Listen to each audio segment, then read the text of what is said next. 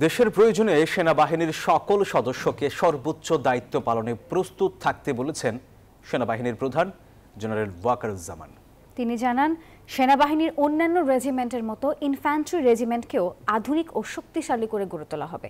রাজশাহী থেকে মতিউর মর্তুজার তথ্য চিত্র দেখুন ডেস্ক রিপোর্ট।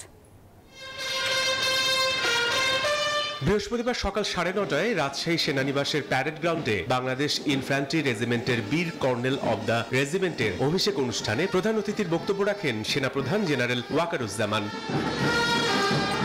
এ সময় তিনি দেশের স্বাধীনতা সার্বভৌমত্ব রক্ষায় সেনা সদস্যদের সর্বোচ্চ দায়িত্ব পালন এবং প্রয়োজনে জীবন উৎসর্গ করার জন্য প্রস্তুত থাকার নির্দেশ দেন।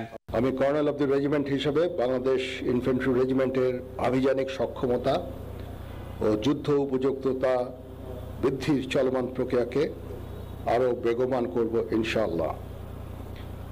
যুব উপযোগী ও আধুনিক প্রযুক্তির যে কোনো প্রয়োজনীয় যুদ্ধাস্ত্র এবং সরঞ্জাম যোগান দেওয়ার ব্যাপারে আমি সর্বদা সচেষ্ট থাকব।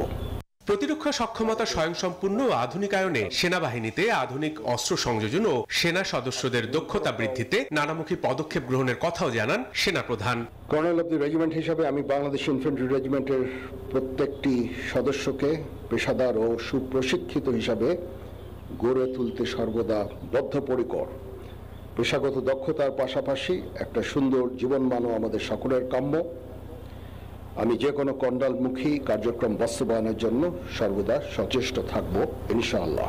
এর আগে সেনাপ্রধান রাজশাহী সেনানিবাসের প্যারেড গ্রাউন্ডে বাংলাদেশ ইনফ্যান্ট্রি রেজিমেন্টের বীর কর্নেল অব দ্য রেজিমেন্টের অভিষেক অনুষ্ঠানে প্যারেড পরিদর্শন করেন। পরে তিনি বীর কর্নেল অব দ্য রেজিমেন্টের পদক গ্রহণ করেন। Desk report, news 24।